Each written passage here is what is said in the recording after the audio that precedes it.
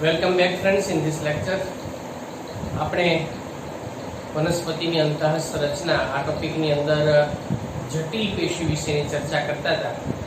જટિલ પેશીની અંદર આપણે બે પ્રકારની પેશી હોય એના વિશેની ચર્ચા ઓલરેડી આગળ કરી ચૂક્યા છીએ. કે જટિલ પેશીની અંદર જલવાહક પેશી અને અનવાહક પેશી આ બંને પ્રકારની પેશીનો જે સમાવેશ છે એ સમાવેશ આપણને જટિલ પેશી તરીકે એને કરવામાં આવતો હોય છે. અને જલવાહક પેશી વિશે ઓલરેડી આપણે છેલ્લા લેક્ચરમાં એની ચર્ચા કરી ચૂક્યા છીએ. તો આજના લેક્ચરમાં હવે એના પછીની જે જટિલ પેશી છે અન્નવાહક પેશી એના વિશેની આપણે ચર્ચા કરીશું. આમ તો શબ્દ ઉપરથી જ ખ્યાલ આવી જાય કે જળવાહક પેશી જે છે એ પાણીના વહન સાથે સંકળાયેલી હોય, અન્નવાહક પેશી જે છે એ ખોરાક અને અમુક જે એમાંના ક્ષારો છે એની સાથે પણ આપણને વહન સાથે સંકળાયેલી જોવા મળતી હોય છે. અન્નવાહક પેશી બરાબર, એમાં જે આપણે વાત કરીએ તો બીજા પેલી આપણે જટિલ પેશી વિશેની જે વાત કરી હતી જલવાહક હતી. હવે અહીંયા આપણે અન્નવાહક પેશી જે છે એના વિશેની ચર્ચા કરીએ. અન્નવાહક પેશી બરાબર, આ જે શબ્દ છે એ શબ્દ કાર્લ નાગેલી નામના એક વૈજ્ઞાનિક દ્વારા આપવામાં આવેલો છે. બરાબર, આ જે શબ્દ છે, આ જે નામ છે એ કાર્લ નાગેલી નામના એક વૈજ્ઞાનિક, કાર્લ નાગેલી એ વૈજ્ઞાનિક જે છે એ વૈજ્ઞાનિક દ્વારા આ શબ્દ જે છે એ આપવામાં આવેલો છે. કાર્લ નાગેલીએ વનસ્પતિ અંતઃસંરચનાની અંદર ઘણા બધા અલગ અલગ પ્રકારના સંશોધનો પેશીઓ વિશેની ઘણી બધી માહિતી જે છે આપવામાં આવેલી છે. અને અન્નવાહક એવો શબ્દ એ સૌથી પહેલા કાર્લ નાગેલી દ્વારા આપવામાં આવેલો છે. હવે અન્નવાહક પેશી જે છે એના વિશે આપણે એમાં ડિટેલમાં ચર્ચા કરીએ. સૌથી પહેલી કે આ અન્નવાહક પેશી કયા કાર્ય સાથે સંકળાયેલી છે. તો તમે બધા જાણો છો કે અન્નવાહક પેશી જે સામાન્ય રીતે આપણે ખોરાકના વહન સાથે સંકળાયેલી જોવા મળતી હોય છે. બરાબર, ખોરાકના વહન સાથે સંકળાયેલી હોય. બીજી વસ્તુ કે આપણે બધા જાણીએ કે વનસ્પતિમાં ખોરાક કોણ બનાવે, તો કે પર્ણ જે છે એના દ્વારા ખોરાક બનતો હોય છે. તો પર્ણ દ્વારા ખોરાક બને છે. આ પર્ણમાંથી ખોરાકને પ્રકાંડ, એની શાખાઓ અને છેક મૂળ સુધી એનું જે વહન છે બરાબર, એ વહનની પ્રક્રિયા એ અન્નવાહક પેશી દ્વારા સામાન્ય રીતે આપણને થતી જોવા મળતી હોય છે. આટલું જ નહીં, ખનિજ ક્ષારોનું શોષણ જે મૂળ દ્વારા થાય એ મૂળ દ્વારા આ તો વાતથી આપણે કોણ તો કે ખોરાકના વહન સાથેની વાત, પણ ઘણી વખત જે મૂળ દ્વારા ખનિજ ક્ષારોનું શોષણ થયેલું હોય એ પ્રકાંડ અને પર્ણ સુધી પણ પહોંચાડવાનું કાર્ય એ અન્નવાહક પેશી દ્વારા થતું હોય છે. એટલા માટે આપણે એવું કહી શકાય કે અન્નવાહક પેશી જે છે દ્વિમાર્ગી વહન દર્શાવે છે. બરાબર, આ દ્વિમાર્ગી વહન એ દ્વિમાર્ગી વહન દર્શાવે છે. જલવાહક પેશીમાં આપણે શું વાત કરી હતી કે જલવાહક પેશી એક માર્ગીય વહન દર્શાવે છે. માત્ર મૂળથી પર્ણ સુધી જ પાણી અને એમાં દ્રાવ્ય ખનિજ ક્ષારોનું વહન કરે છે. જ્યારે અન્નવાહક પેશી બરાબર એ ઉપરથી પર્ણમાંથી તૈયાર થયેલો ખોરાક નીચે લાવવાનો અને નીચેથી ખનિજ ક્ષારો જે છે ઉપર તરફ પણ લઈ જવાનું કાર્ય, એટલે દ્વિદિશીય બંને દિશામાં એ કાર્ય જે છે દર્શાવતું જોવા મળતું છે. હવે નીચે આપણે જો વાત કરીએ એની અંદર, હવે અન્નવાહક પેશીના ઘટકો એ કઈ કઈ પ્રકારની વનસ્પતિ સમૂહની અંદર એક ક્યાં કેવી રીતે સ્થાન પામતા હોય છે, તો એના વિશે જો આપણે વાત કરીએ બરાબર, તો એમાં આવૃત બીજધારી જે વનસ્પતિ છે, આવૃત બીજધારી વનસ્પતિ બરાબર, આ વનસ્પતિ જે છે એ વિકસિત વનસ્પતિ સમૂહ છે. અને આ વનસ્પતિની અંદર આપણને કયા કયા અન્નવાહક પેશીના ઘટકો જોવા મળે છે, તો કે આવૃત બીજધારી વનસ્પતિમાં એમાં જે ચાલની નલિકા જે છે, ચાલની નલિકાની હાજરી જોવા મળે છે. એ ચાલની નલિકાની સાથે સાથે એની અંદર એનો ખાસનો સાથી મિત્ર એવો સાથી કોષ પણ એની સાથે આપણને આવેલો જોવા મળતો હોય છે. આ સિવાય એમાં અન્નવાહક જે મૃદુતક છે એ અન્નવાહક મૃદુતક બરાબર, એની પણ હાજરી એની અંદર જોવા મળે છે.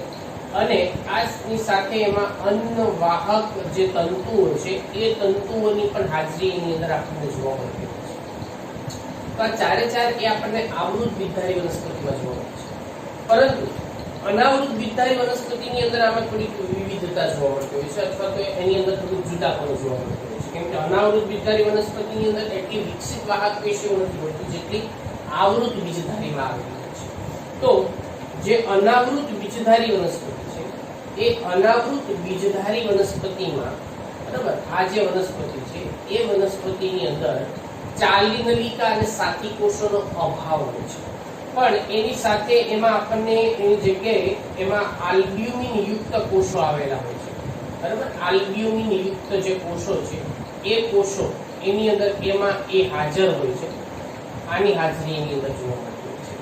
એની સાથે બીજું એની અંદર આપણને ચાલની કોષની હાજરી જોવા મળે છે. ચાલની નલિકા ન હોય પણ ચાલની કોષ, બરાબર, એ પણ એની અંદર આપણને હાજર જોવા મળે છે.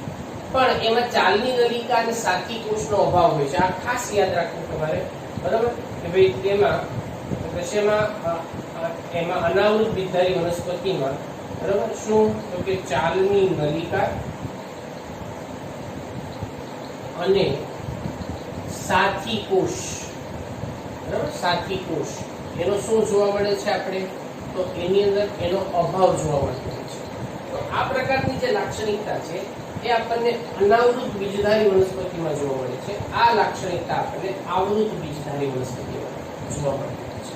તો આ રીતે એમાં અલગ અલગ પ્રકારના જે ઘટકો છે એ શેની અંદર કેવી પ્રકારે આપણને આગળ જોવા મળતા હોય છે, તો એના વિશેની આપણે વાત કરી. હવે એની અંદર આપણે જે આવૃત બીજધારી વનસ્પતિની અંદર જે ચાલની નલિકાની જે રચના જોવા મળતી હોય છે, બરાબર, તો એના વિશેની એમાં આપણે ચર્ચા કરીએ કે એમાં ચાલની નલિકાની જે રચના છે એ કઈ પ્રકારે એમાં આપણને આગળ જોવા મળતી હોય છે. ચાલો હવે એમાં આપણે વાત કરશું સૌથી પહેલો ચાલની નલિકા વિશે. ચાલની નલિકા સૌથી પહેલા તો આપણે આગળ વાત કરીએ કે ચાલની નલિકાનું સ્થાન એટલે ક્યાં, તો કે આવૃત બીજધારી વનસ્પતિમાં. મેં લખી નાખ્યું છે તો રિપીટ નથી કરતું, પણ આપણે એની રચના જે છે નલિકામય રચના હોય એટલે આપણે બધા જાણીએ કે ભાઈ લાંબી નલિકામય અને આયામ રીતે ગોઠવાયેલ અને સાથી કોષો સાથે સંકળાયેલી એક આયામ નલિકામય રચના છે, બરાબર. એટલે નળાકાર અને નલિકામય રચના આપણને જોવા મળે છે. એટલે એના લાંબી નલિકામય અને આયામ રીતે ગોઠવાયેલી રચના છે. તો ચાલની નલિકા, બરાબર, જે લાંબી નલિકામય નળાકાર અને આયામ રીતે ગોઠવાયેલી, આયામ એટલે ઊભી રીતે ગોઠવાયેલી, બરાબર, આયામ રીતે ગોઠવાયેલી રચના છે. આ આયામ રીતે ગોઠવાયેલી રચના છે જેને આપણે ચાલની નલિકા તરીકે સામાન્ય રીતે ઓળખાય છે. હવે આ જે ચાલની નલિકાની બધાની આખી જે રચના છે એને આપણે ડાયાગ્રામથી સમજીએ એટલે તમને જેથી વધારે થોડુંક સમજવામાં સરળ રહેશે, બરાબર. તો આપણે અનુવાહક પેશીની રચના કઈ પ્રકારની જોવા મળતી હોય છે એના વિશે. તો અનુવાહક પેશીની રચના જે છે એની અંદર સૌથી પહેલા એમાં આ પ્રકારની, ધારો કે એની અંદર જે આપણને દિવાલ જેવી રચના જોવા મળતી હોય, આ પ્રકારની આપણે વચ્ચે થોડીક દર્શાવીએ એટલે નામ નિર્દેશનમાં અનુકૂળતા રહેશે, બરાબર. આ પ્રકારે એમાં એક આપણને એની દિવાલ છે. હવે અહીંયાથી જે ભાગ છે એની પટ્ટિકામય રચના જે છે એનો નિર્માણ સાથે સંકળાયેલા જોવા મળતા છે.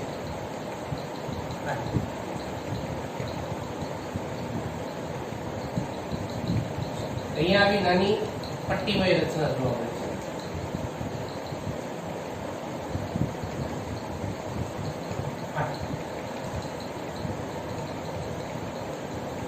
આને આપણે ચાલની પટ્ટિકા તરીકે ઓળખવામાં આવે છે. એની સાથે સંકળાયેલો કોષ જેને સાથી કોષ તરીકે ઓળખવામાં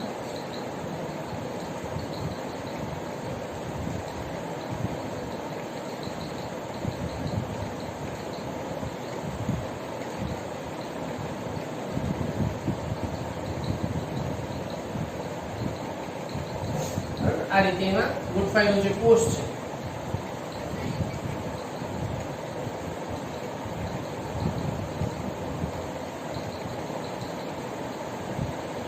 અને સાથી કોષ છે.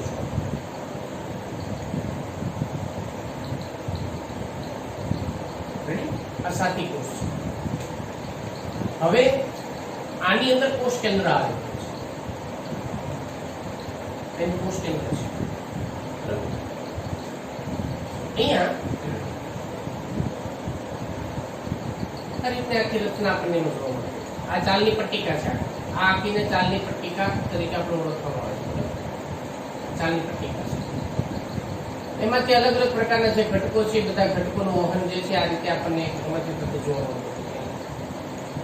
એની સાથે આ એક આપણે જે વાત કરીએ ચાલની કોષની વાત કરીએ, આખી લંબાઈ એટલે ચાલની નલિકાનું નિર્માણ થશે. એ રીતે અહીંયાથી બીજી આપણે એક સમજીએ.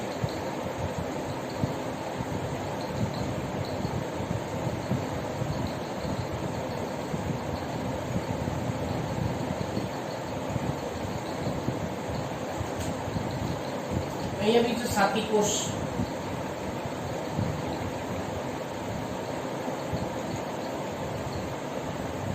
હાજરી જોવા મળે આપણને.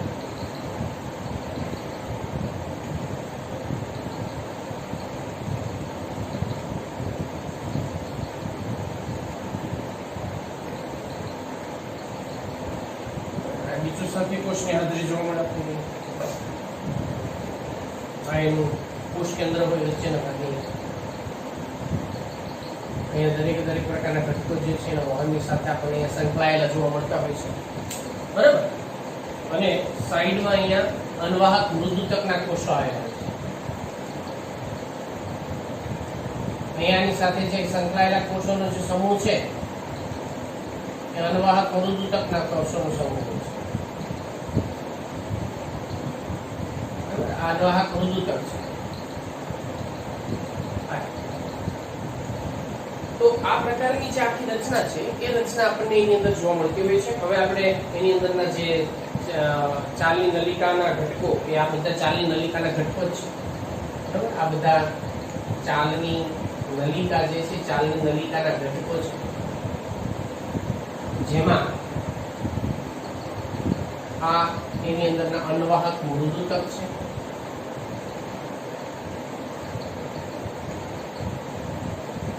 આ એની સાથે સંકળાયેલો સાથી કોષ છે.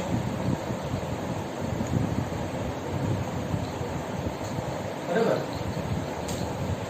અહીંયા જે આપને રચના જોવા મળે છે આખી, એને ચાલની ટીકા તરીકે ઓળખવામાં આવે છે.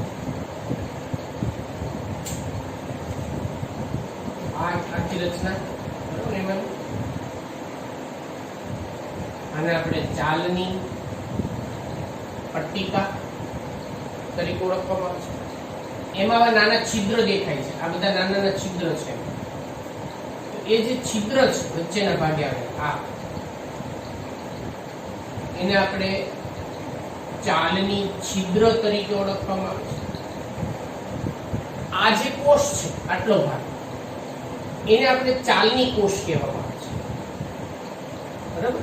એને આપણે ચાલની કોષ, અને ચાલની કોષ આખી એક સંપૂર્ણ રચના કોષ એક બીજી રીતે બધા આયામ રીતે ગોઠવાય અને નલિકામય રચના બનાવે છે. એટલે આપણે એને ચાલની નલિકા તરીકે ઓળખવામાં છે. તો બાળકો આ રીતે આપણને એમાં અનવાહક પેશીની જે રચના છે એ અનવાહક પેશીની રચનાની અંદર બરાબર જે ચાલની પટ્ટિકા, ચાલની છિદ્ર, યાદ રાખજો આ બધા શબ્દો ખાસ. બરાબર. એમાં ચાલની પટ્ટિકાની રચના જોવા મળે છે. ચાલની પટ્ટિકા, તો આ જે ભાગ છે એમાં બરાબર એને આપણે ચાલની પટ્ટિકા તરીકે ઓળખવામાં આવે છે. જે સામાન્ય રીતે એક ચાળણી જેવા જે છિદ્રો ધરાવતી હોય છે, એ છિદ્રો જે છે એને આપણે ચાલની છિદ્ર તરીકે ઓળખીએ છીએ. બરાબર. એ નાના છિદ્રને આપણે ચાલની છિદ્ર કહીએ છીએ. ચાલની છિદ્ર તરીકે ઓળખવામાં આવે છે. તો આ રીતે ચાલની પટ્ટિકા અને ચાલની છિદ્ર જે છે એ આપણને એની અંદર આવવું જોઈએ. હવે ઘણી વખત શું યાદ રાખજો, ખાસ નીટ માટે એક વાત તમને જણાવું. ચાલની પટ્ટિકાની અંદર એમાં જ્યારે પાનખર ઋતુ હોય ને, એ પાનખર ઋતુ દરમિયાન એની જે દિવાલો છે આ પટ્ટિકાની અંદરની, એમાં આપણને એક સ્ફુલન થાય છે, કેલસ. અને એને આપણે કેલસ પડ તરીકે ઓળખવામાં આવે છે. એની અંદર કેલોસની જમાવટ થાય છે, સ્ફુલન થાય છે. બરાબર. ત્યારે આ ઋતુ દરમિયાન શેનું તો કે કેલોસ જે છે એની જમાવટ થાય છે, એનું સ્ફુલન થાય છે. અને આ સ્ફુલન જે છે એને આપણે કેલસ પડ તરીકે ઓળખવામાં આવે છે. એને કેલસ પડ કહેવામાં આવે છે. કેલસ. જેવી વસંત ઋતુ આવે પાનખર પછી, એટલે આ કેલસ પડ પણ ડિગ્રેડ થાય છે. હવે પ્રશ્ન એ છે કેલસ પડ શા માટે હોય? કેલસ પડ જે છે એનું સામાન્ય કાર્ય જે છે આમ તો ઘટકોના વહનના નિયંત્રણ સાથે સંકળાયેલું જોવા મળતું હોય છે. બરાબર. અને આ પાનખર ઋતુ દરમિયાન હોય, પણ જ્યારે પાછી વસંત ઋતુ આવે ને, સરસ મજાએ ચારે બાજુથી આમ વનસ્પતિમાં કુંબળા નવા પર્ણો ફૂટી નીકળે ત્યારે એને વસંત ઋતુ કહેવાય. બાકી પાનખરી છે એટલે પાનખર ઋતુ છે. પાનખર ઋતુ દરમિયાન વનસ્પતિ પ્રકાશ સંશ્લેષણ તો એમાં નથી કરવાની, પાન પર્ણો નથી એટલે, તો એટલા માટે એની અંદર કેલસનું સ્તુલન થાય જે વહન માટે અને ખોરાકના વહન અદલા બદલી જે કોઈ પણ કોષોમાંથી થાય એનું નિયંત્રણ. ચાલની છિદ્ર એના મારફતે ઘટકો જે છે એનું આપણને આદાન પ્રદાન થતું જોવા મળતું હોય છે, બરાબર. અને એનાથી આખી જે ચાલની નલિકા છે, ચાલની નલિકાનું નિર્માણ થતું હોય છે. અને ચાલની નલિકા, બરાબર, એની સાથે ખાસ સંકળાયેલો જે કોષ છે એ કોષને આપણે સાથી કોષ તરીકે ઓળખવામાં આવે છે. એને સાથી કોષ કહેવામાં આવે છે. સાથી કોષ એ વિશિષ્ટીકરણ પામેલી આમ તો એક મૃદુતક પ્રકારના કોષોની જ રચના છે, બરાબર. એટલે જે વિશિષ્ટીકરણ પામે મૃદુતક કોષ છે, બરાબર. આ એક મૃદુતક કોષ જ છે, મૃદુતક કોષ. અને જે ચાલની નલિકા સાથે, બરાબર, ચાલની નલિકા છે, ચાલની નલિકા સાથે એ ગાઢ રીતે જોડાયેલો હોય છે, બરાબર. એની સાથે ગાઢ રીતે જોડાયેલો હોય છે. એટલે ટૂંકમાં આ બંનેની ખાસ ભાઈબંધની જોડી છે એટલે સાથી કોષ નામ આપ્યું છે. જેનું સાથીદાર છે એટલે સાથી કોષ એવું નામ આપ્યું છે, બરાબર. અને સામાન્ય રીતે એની વચ્ચે જે આપણને એકબીજા ઘટકોનું આદાન પ્રદાન ને આપલેની પ્રક્રિયા જે છે એ પણ ચાલની સાથી કોષ અને એની વચ્ચે એક સામાન્ય જે ગર્તાકાર છિદ્રો હોય, બરાબર, એના મારફતે, એટલે તેમાં આવેલા જે કોઈ પણ એમાંના ગર્તાકાર છિદ્ર છે, બરાબર, એ છિદ્રો મારફતે એ ઘટકોની આપલે કરે છે, ઘટકોની આપલે જે છે એના દ્વારા થાય છે. બીજો પ્રશ્ન એ છે કે આ સિવાય બે શું કામ કરતું છે? તો સાથી કોષ કે ચાલની નલિકામાં છે ને દબાણ ઢાળાંશની જે જાળવણી છે ખાસ અગત્યનું કાર્ય છે, બરાબર. જે ચાલની નલિકામાં જે દબાણ ઢોળાંશ છે, એ દબાણ ઢોળાંશ કે દબાણ ઢાળાંશ બે કહી શકાય, બરાબર, એનું નિયંત્રણ કરે છે. એનું નિયંત્રણ જે છે એ નિયંત્રણ એના દ્વારા. એટલે આમ જોઈએ તો એમ કહી શકાય કે સાથી કોષ એ ચાલની નલિકાના કાર્યનું પણ નિયંત્રણ કરે છે, બરાબર. જે ચાલની નલિકા છે એ ચાલની નલિકાના જે કાર્ય છે એના કાર્યનું પણ નિયંત્રણ એના દ્વારા થાય છે, નિયંત્રણ કરે છે એવું પણ આપણે કહી શકાય છે. તો આ રીતે એની અંદર આપણને ચાલની નલિકા જે છે, ચાલની નલિકાની અંદર કઈ કઈ પ્રકારની લાક્ષણિકતા જે જોવા મળતી હોય છે, બરાબર, એના વિશેની વાત કરીએ આપણે. હવે એના પછી આપણે એની અંદરના ચાલની નલિકા અને સાથી કોષ બંને વિશે આપણે ચર્ચા કરી ચૂક્યા છીએ. અનવાહક મૃદુતક અને અનવાહક તંતુઓ જે છે એના વિશે આગળ ચર્ચા કરીએ, પણ તમે આનો સ્ક્રીનશોટ લઈ લો એટલે તમને એની અંદર બોર્ડ વર્ક જે છે, બરાબર, અને એના વિશે તમને લખવાનું થશે. અને ખાસ સમૃદ્ધતાઓ આકૃતિ બધી કેવી રીતે દોરવી એ તમારે ખાસ એની અંદર યાદ રાખવાનું છે, બરાબર.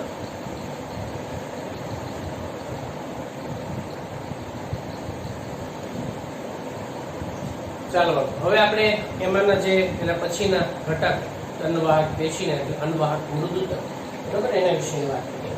તો અનવાહક મૃદુતક જે છે એ મૃદુતક કોષો છે એટલે સ્વાભાવિક છે કે જીવંત છે.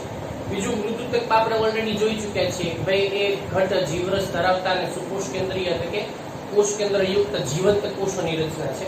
એટલે એ સાંકડા લાંબા અને જે ટૂંકમાં એ લાંબા અને સાંકડા છેડાવાળા આપણને જોવા મળતા હોય છે. અને એની અંદર આપણને જે ઘટ્ટ જીવરસ અને કોષ કેન્દ્ર જે છે જોવા મળતું હોય છે, બરાબર. એટલે તે સાંકડા અને લાંબા છેડાવાળા હોય છે, બરાબર, લાંબા છેડાવાળા અને ઘટ્ટ જીવરસયુક્ત એનો જીવરસ જે છે એ ઘટ્ટ હોય છે. અને સુકોષ કેન્દ્રીય એટલે કે કોષ કેન્દ્ર જે છે એની અંદર પણ આપણને વિકસિત પ્રકારનો જોવા મળતો હોય છે. સુકોષ કેન્દ્રીય રચના ધરાવે છે, બરાબર, રચના ધરાવે છે. બીજું કે મૃદુતક કોષો છે એટલે આપણે બધા જાણીએ કે એની કોષ દિવાલ, એની જે કોષ દિવાલ છે એ કોષ દિવાલ શેની, તો કે સેલ્યુલોઝની બનેલી છે, બરાબર, સેલ્યુલોઝ યુક્ત હોય છે. એની કોષ દિવાલ સેલ્યુલોઝ યુક્ત હોય છે. અને એકબીજા કોષ, એમાંના જે એકબીજા કોષ છે એ એકબીજા કોષ એની અંદર આવેલા જે જીવરસીય તંતુઓ છે ને એ જીવરસીય તંતુઓ દ્વારા એકબીજા સાથે જોડાયેલા હોય છે. એકબીજા સાથેનું જે જોડાણ છે એના દ્વારા આપણને થયેલું જોવા મળે છે. તો આ એની સામાન્ય રચના જે છે એની અંદર એ આપણને એમાં જોવા મળતું છે. હવે એનું કાર્ય શું છે એ ખાસ આપણે જોઈએ કે આ કોષો જે છે એનું કાર્ય શું છે. આપણે જેમ જલવાહક મૃદુતકમાં વાત કરી હતી સંગ્રહ અને સ્ત્રાવનું, બસ એવી જ રીતે પોષક પદાર્થો જે છે બરાબર, જેમ કે રાળ હોય, ગુંદર હોય, શ્લેષ્મ હોય, ક્ષીર હોય, તો એ પોષક પદાર્થો. આ સિવાય એમાં રાળ, શ્લેષ્મની અંદર ખાસ કરીને મ્યુસિલસ, બરાબર. તો રાળ છે, શ્લેષ્મ છે, એની અંદર ક્ષીર છે. ક્ષીર એટલે આપણે વનસ્પતિ તોડીએ ને એમાંથી જે સફેદ દૂધ નીકળે ને એ ક્ષીર વગેરેનો એ શું કરે છે, એમાં સંગ્રહ કરે છે. બરાબર, એની અંદર એનો સંગ્રહ. આ રીતે એની અંદર જે પોષક પદાર્થો રાળ, શ્લેષ્મ, ક્ષીર આ બધાનો સંગ્રહ જે છે એની અંદર આપણને થતો જોવા મળતો હોય છે. બરાબર. અને બીજું કે મોટા ભાગની જે વનસ્પતિ છે એની અંદર ખાસ કરીને એકદળી વનસ્પતિની અંદર આ ગેરહાજર હોય છે. દ્વિદળી વનસ્પતિમાં જોવા મળે. એ ખાસ યાદ રાખજો, જે એકદળી વનસ્પતિમાં, બરાબર, એકદળી વનસ્પતિમાં ગેરહાજર હોય છે. તો શેમાં જોવા મળે? તો કે દ્વિદળી વનસ્પતિની અંદર જોવા મળતા હોય છે. એટલે દ્વિદળી વનસ્પતિ છે ઘાસ ને એ બધાની અંદર ન હોય, બરાબર, પણ એ સિવાયની જે કઠોળ હોય કે બીજી વનસ્પતિઓ દ્વિદળી વનસ્પતિ જે છે એની અંદર બધા આપણને જોવા. તો આજે વાત કરી આપણે અન્નવાહક પેશી, એની અંદર અન્નવાહક મૃદુતક જે છે એના વિશે આપણે ચર્ચા કરી. હવે આપણે રસવાહિની તંતુઓ અથવા તો અન્નવાહક દ્રઢોતક જે છે એના વિશેની ચર્ચા કરીએ. બરાબર, અન્નવાહક દ્રઢોતક. તો અન્નવાહક દ્રઢોતક એને આપણે અન્નવાહક દ્રઢોતક જે છે, અન્નવાહક દ્રઢોતકનું બીજું પણ નામ આપવામાં આવે છે, એને રસવાહિની તંતુઓ તરીકે પણ ઓળખવામાં આવે છે. રસવાહિની તંતુ. હવે આ રસવાહિની તંતુઓ જે છે સામાન્ય રીતે વનસ્પતિની અંદર જે યાંત્રિક મજબૂતાઈ અને એને એમાં રેસાયુક્ત ભાગના નિર્માણ જે છે એની સાથે સંકળાયેલા જોવા મળતા હોય છે. એટલે દ્રઢોતક કોષો ના આપણે સામાન્ય રીતે બનેલા જોવા મળતા હોય છે. બરાબર. એટલે જે દ્રઢોતક કોષો છે એ દ્રઢોતક કોષોના બનેલા હોય છે. અને બીજી એક લાક્ષણિકતા ખાસ એની એ છે કે જે પ્રાથમિક અન્નવાહક હોય એ પ્રાથમિક અન્નવાહકમાં ગેરહાજર છે. આ ખાસ યાદ રાખજો, પ્રાથમિક અન્નવાહકમાં ગેરહાજર છે. તો શેમાં હાજર હોય? તો કે તે દ્વિતીયક અન્નવાહકમાં હાજર છે. દ્વિતીયક અન્નવાહક પેશી, બરાબર, જેનું નિર્માણ દ્વિતીય વૃદ્ધિ દરમિયાન થાય એની અંદર આપણને હાજર હોય છે.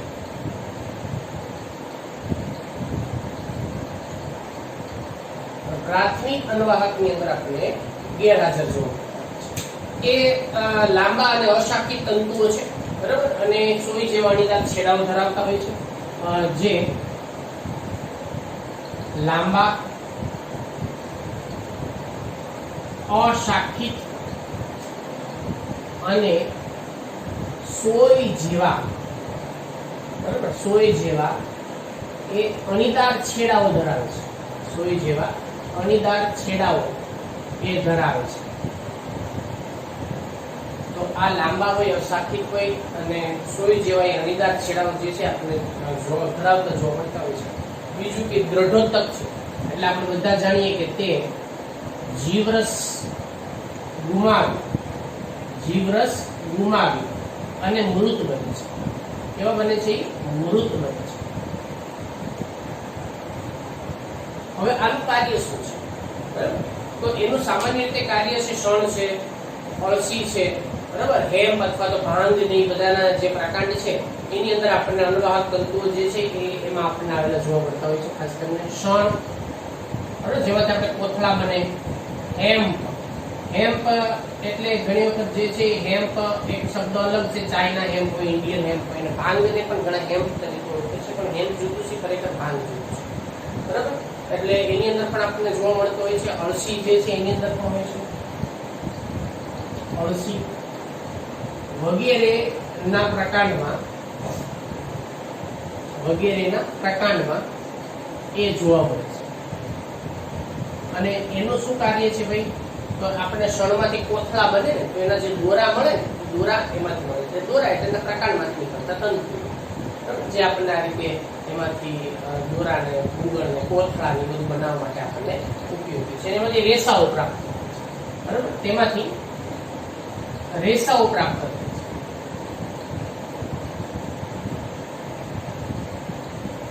એટલે આ રીતે એનો ઉપયોગ જે છે આપણે જોવા.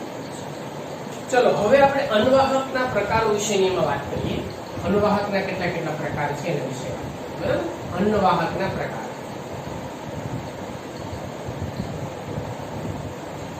સામાન્ય રીતે અન્વાહકના બે પ્રકાર છે. એક જેને આપણે કહીએ છીએ પ્રાથમિક અન્વાહક, બરાબર, પ્રાથમિક અન્વાહક. અને બીજું પ્રકાર એનો દ્વિતીયક અન્વાહક, બરાબર, દ્વિતીયક અન્વાહક. સામાન્ય રીતે વનસ્પતિની અંદર જ્યારે પ્રાથમિક વૃદ્ધિ થાય ત્યારે એમાં પ્રાથમિક અન્વાહક ઉત્પન્ન થાય છે, અને જ્યારે દ્વિતીય વૃદ્ધિ થાય ત્યારે એની અંદરથી આપણે દ્વિતીયક અન્વાહક જે છે એની રચના ઉત્પન્ન થાય છે.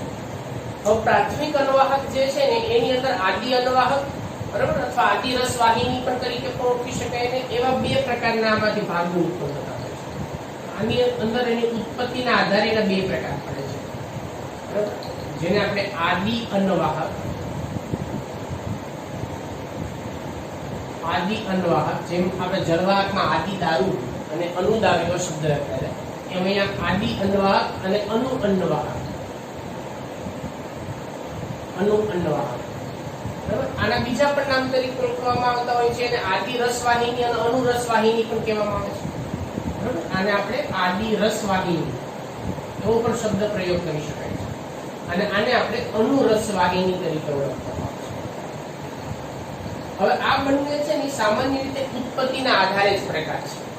એટલે એનો અર્થ એ થાય કે આદિ અન્વાહક જે છે ને એ સૌથી પહેલા ઉત્પન્ન થતા હોય છે પ્રાથમિક વૃદ્ધિ દરમિયાન. એટલે પ્રથમ નિર્માણ પામતા પ્રાથમિક અન્વાહકના કોષો, અને એ સાંકડી નલિકામાં કોષો ધરાવતી હોય છે, બરાબર, જે પ્રથમ ઉત્પન્ન થાય